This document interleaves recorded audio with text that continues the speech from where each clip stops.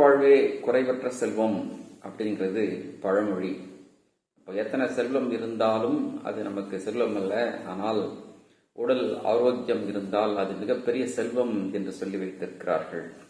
அதற்கு நிறைய விஷயங்களை நம்ம ஃபாலோ பண்ணணும். அதெல்லாம் ஃபாலோ பண்ணாததுனால தான் முக்கியமாக நமக்கு இவ்வளோ பெரிய பிரச்சனைகள், நோய்கள் வருகின்றது என்பதை நம்ம புரிஞ்சுக்கணும். அப்படி பார்த்தீங்கன்னாக்கா, இப்போ ஆரோக்கியம் கெடுறதுக்கு என்ன முக்கியமான காரணம்? முக்கியமானது பார்த்தீங்கன்னாக்கா நம்முடைய உணவு பழக்கங்கள். நம்ம என்ன மாதிரி உணவை எடுத்துக்கிறோம், எப்போ எடுத்துக்கிறோம், ஸோ இந்த மாதிரி விஷயங்கள் ரொம்ப முக்கியம். நாம் சுவைக்கு அடிமையாகி நிறைய விஷயங்களை சாப்பிட்றோம். அது ஒன்று. முக்கியமாக வெளியே போய் சாப்பிட்றது, மசாலா பொருட்கள் சேர்ந்த, அதே சமயத்தில் கொழுப்பு நிறைந்த உணவுகள், அப்புறம் உடம்புக்கு ஒத்து வராத உணவுகள் அப்படின்னு நிறையவே நம்ம சாப்பிட்டு இருக்கிறோம். முக்கியமாக பார்த்தோம்னாக்கா நம்ம ருசிக்காக சாப்பிட்றது, அதாவது நம்ம பசிச்சு சாப்பிடணும், தேவையான அளவு சாப்பிடணும். ஆனால் இப்போ நம்ம என்ன ஒரு முடிவுக்கு வந்திருக்கிறோம் அப்படின்னாக்கா, வேளா வேலைக்கு கரெக்டாக சாப்பிடணும், பசிக்குதோ பசிக்கலையோ ஆனால் சாப்பிட்டே தீரணும் அப்படிங்கிற விஷயத்துக்கு நம்ம வந்துட்டோம். அப்போ என்ன ஆகுதுனாக்கா, நம்ம காலையில் நல்லா சாப்பிட்ருப்போம், அது சரியாக ஜீரணம் ஆயிருக்காது, டைஜஸ்ட் ஆயிருக்காது. ஆனால் நம்ம 12:30 மணிக்கு சாப்பிடணும், 1 மணிக்கு சாப்பிடணும், ஒரு நேர கட்டுப்பாடு விதிச்சுக்கிட்டு அந்த சமயத்தில் போய் சாப்பிடுவோம். ஆனால் முன்னாடி இருக்கிற சாப்பிட்ட சாப்பாடு நமக்கு டைஜஸ்ட் ஆச்சா அப்படிங்கிறத பற்றி நம்ம யோசிக்கிறதே இல்லை. அப்போ என்ன ஆகுது, செரிமான கோளாறு வருது, ஜீரணம் ஆகிறது இல்லை. அதனால சத்து பொருளை உடம்பு சரியா எடுத்துக்காது. இது ஒரு முக்கியமான காரணம். அப்புறம் பொருந்தாத உணவு நம்ம ஏற்கனவே சொல்லிட்டோம். எது நமக்கு ஒத்து வராதோ அது சுவையா இருக்கும், அதனால என்ன பண்ணுவோம்னா அதை போய் சாப்பிடுவோம். இது ரெண்டாவது காரணம். ஸோ ஒன்று ஜீரணமாகி சாப்பிடணும், அதுக்கப்புறம் நமக்கு பொருத்தமான உணவை தேர்ந்தெடுத்து சாப்பிடணும். மூணாவதா ஒன்று இருக்கு, அதாவது தேவையான அளவு தான் சாப்பிடணும். நமக்கு நிறைய இருக்கு அப்படின்னு சொல்லிட்டு நிறைய சாப்பிடக்கூடாது. அதே சமயத்தில் இது நல்லா இருக்கு, பிடிச்சிருக்கு அப்படிங்கிறதுக்காக இன்னுமே நிறைய சாப்பிடுவோம் அப்படிங்கிற அந்த கான்செப்டையும் விட்டுறணும். ஸோ இந்த 3 விஷயத்தையும் உணவு அளவில் நம்ம கண்டிப்பாக ஃபாலோ பண்ணணும். அதுக்கடுத்து தேவையான அளவு தண்ணி குடிக்கணும்.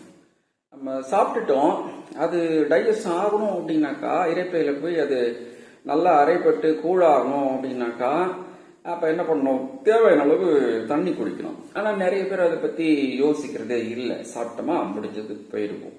அதனால தேவையான அளவு தண்ணீர் குடிக்கணும். அந்த தண்ணி குடிக்கும்போது தான் அந்த உணவு முழுமையாக அரைப்பட்டு கூழாகி அதுக்கப்புறம் டைஜஷன் ஒழுங்காக நடக்கிறதுக்கான எல்லா சாத்தியக்கூறுகளும் இருக்கு. ஆனால் அதை பற்றி நம்ம யோசிக்க மாட்டோம். தேவையான அளவு தண்ணி குடிக்கணும்.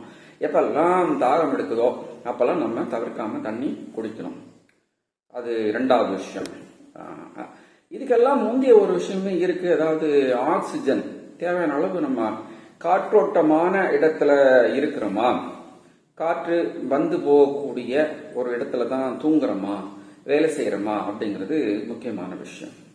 அப்ப நம்ம நிறைய நைட்லாம் பார்த்தீங்கன்னாக்கா எல்லா கதையும் சாத்திட்டு தூங்குறோம். அப்போ என்ன ஆகுதுன்னா, வெளிக்காற்று உள்ள வராது, உள்ளர காற்று வெளியே போகாது. அப்போ தேவையான அளவுக்கு நமக்கு ஆக்சிஜன் கிடைக்காது. சரி, ஆக்சிஜன் கிடைக்கலன்னா என்ன ஆகும் அப்படின்னாக்கா, நமக்கு எனர்ஜி சக்தி கொடுக்கறதே எதுன்னு பார்த்தீங்கன்னாக்கா ஆக்சிஜன் தான்.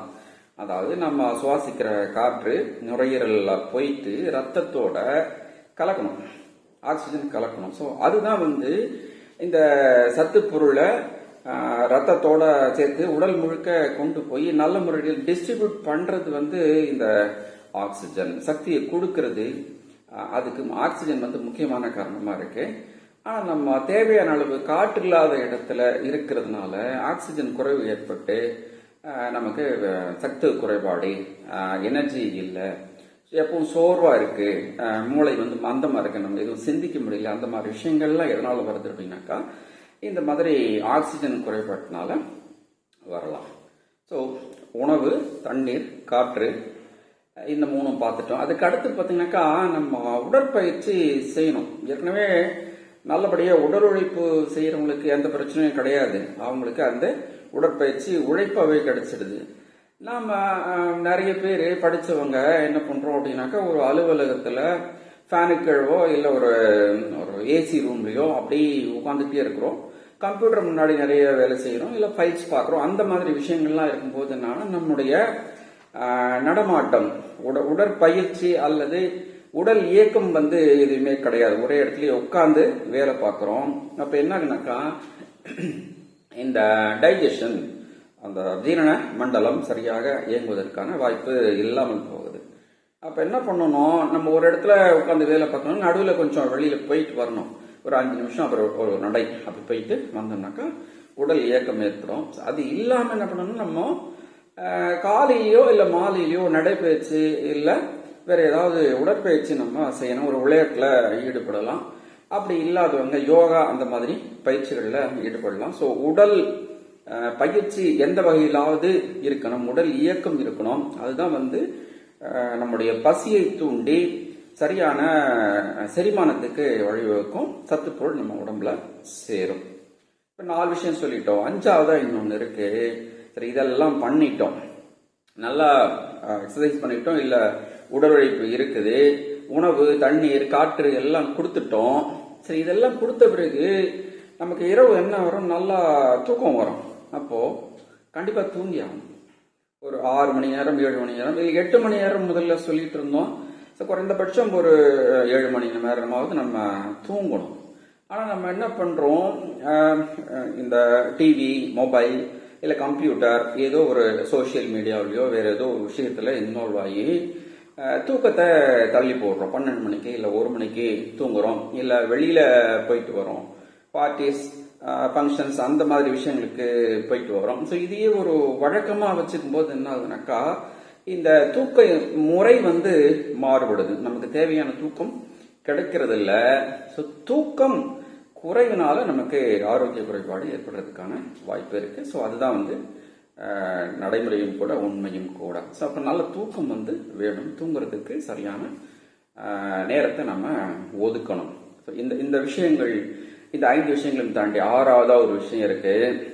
அது என்ன அப்படின்னாக்கா, நம்முடைய மனநிலை. ஒரு மகிழ்ச்சியான மனநிலை, நிம்மதியான மனநிலை நமக்கு வேணும். ஸோ அப்படி இருந்தாதான் உடல் ஆரோக்கியமா இருக்கும். எப்பவுமே ஒரு ஸ்ட்ரெஸ்ல இருக்கும், கவலையில இருக்கும், பயத்தில் இருக்கும். இந்த மாதிரி நெகட்டிவ் இமோஷன்ஸ், எதிர்மறை எண்ணங்கள் அல்லது நினைவுகள், உணர்வுகள் இருந்ததுனாக்கா அது உடம்பை பாதிக்கும். அதனால நோய்கள் வரக்கூடும். ஸோ இதெல்லாம் இந்த 6 விஷயங்கள் நம்ம சரியா வச்சுக்கணும்னாக்கா பெரும்பாலும் நோய் வராது. சரி, நோய் வந்துருச்சு, இது தெரிஞ்சோ தெரியாமலையோ ஃபாலோ பண்றோம், இல்ல பண்ணல, நோய் வந்துருச்சு. அப்ப என்ன பண்றோம், நம்ம ஒரு மருத்துவரிடம் போறோம். அப்ப என்ன பண்ணுவாரு, அவரு இந்த உணவு சாப்பிடணும், இந்த மருந்து எடுத்துக்கணும், எவ்வளவு நாள் எடுத்துக்கணும், இப்படி எடுத்துக்கணும், எல்லா முறைகளையும் சொல்வாரு. ஸோ அதோட சேர்த்து என்னென்ன மருந்துகள் அப்படிங்கிறத எழுதி கொடுப்பாரு. ஊசி எங்கேயே போடலாம். ஸோ இந்த மாதிரி நிறைய விஷயங்கள் இருக்கு இல்லையா.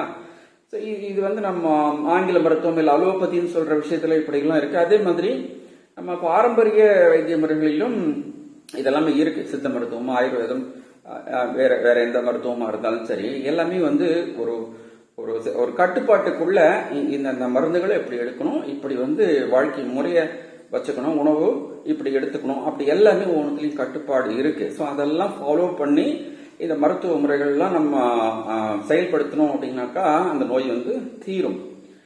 ஆனா நம்ம என்ன நினைக்கிறோம் அப்படின்னாக்கா, மருந்து சாப்பிட்டா போதும், எல்லாமே சரியாயிடும் அப்படிங்கிற எண்ணம் நமக்கு பெரும்பாலோருக்கு அது இருக்கு. அந்த டாக்டர்கிட்ட போனேன், இதெல்லாம் சொன்னாரு, இதெல்லாம் வாங்கிட்டேன், இந்த டெஸ்ட் எடுத்துட்டேன், எல்லாமே சரி. ஆனா நம்முடைய லைஃப் ஸ்டைல், வாழ்க்கை முறையை, உணவு முறையை, இவற்றை நம்ம மாத்திக்கிட்டோமா அப்படின்னாக்கா அது இல்லை. அப்ப என்ன சொல்றோம், குறை சொல்லிட்டே இருக்கோம். அந்த டாக்டர் பார்த்தாரு, ஒன்றும் சரியாகல, அதனால நான் வேற டாக்டர் கிட்ட போறேன், மருந்து மாத்திரம் இவ்வளவு செலவு பண்ணிட்டேன், எல்லாமே சரி. ஆனா மருந்து மட்டுமே எல்லாவற்றையும் சரி செய்யாது. எல்லா நோய்களையும் குணப்படுத்தும் சக்தி வெறும் மருந்துக்கு மட்டுமே கிடையாது. நாம உடம்பை பார்த்துக்கிற முறைகள் முக்கியமான விஷயம். அதுக்கு தான் நம்ம ஏற்கனவே பார்த்த அந்த 6 விஷயங்களையும் நம்ம சரியாக ஃபாலோ பண்ணும்போது, பின்பற்றும் போது நமக்கு நோய்கள் வராது. வந்த நோய்க்கும் நாம் மருத்துவம் செய்யும் போது இந்த விஷயங்களை சரியா பின்பற்றினோம் என்றால் நம்முடைய நோய்கள் எல்லாமே தீர்ந்துவிடும். ஸோ இதுதான் இன்னைக்கு நம்ம முக்கியமா பார்க்க வேண்டிய விஷயம். அனைவரும் ஆரோக்கியமாக வாழ்வதற்கு இந்த முறைகளை பின்பற்றுவோம் என்று கூறி விடைபெறுகிறேன்.